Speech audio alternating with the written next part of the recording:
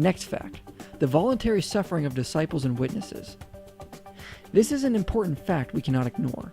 Multiple attestation from Christian and non-Christian sources testifies that the early witnesses of the risen Christ were persecuted and martyred for their faith.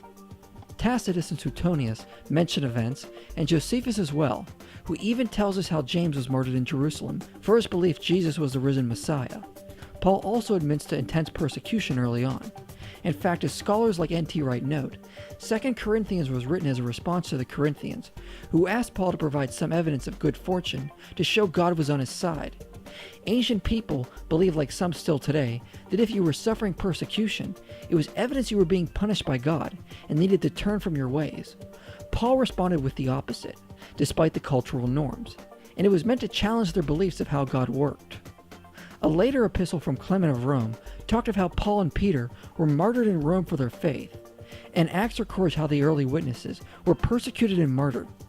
The evidence for this is multiply attested. So what, some people may say? People die for their faith all the time. Why are the Christians any different? People will and have often died for things that were false, but they don't tend to die for something they know to be false. We're not talking about Christians who were martyred, but the founders of Christianity who were martyred.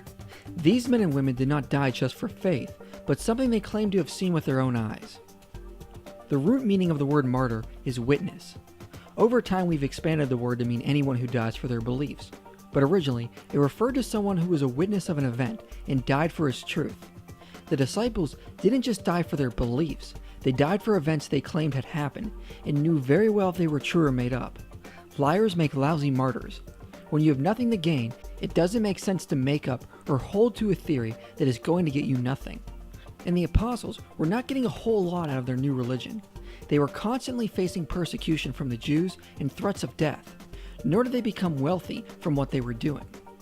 If they were doing it because they were insane and wanted a cult following, they did some things that didn't make any sense, like establishing churches in other regions which they did not have total control over.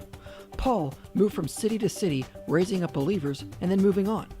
If you're trying to establish a cult and a controlled group of people, you do as cults do. You gather your followers, remove them from society where there is a threat they'll be pulled away by reality, and you keep them very close to keep them brainwashed. The apostles didn't do that. They stayed in populated cities and left their new churches to go start more churches in other cities, which leaves your followers vulnerable to corruption.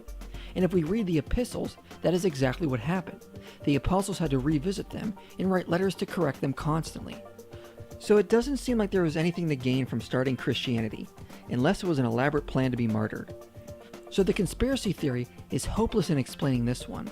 The mythic theory doesn't work either, because the voluntary suffering has multiple attestation, and even from secular authors.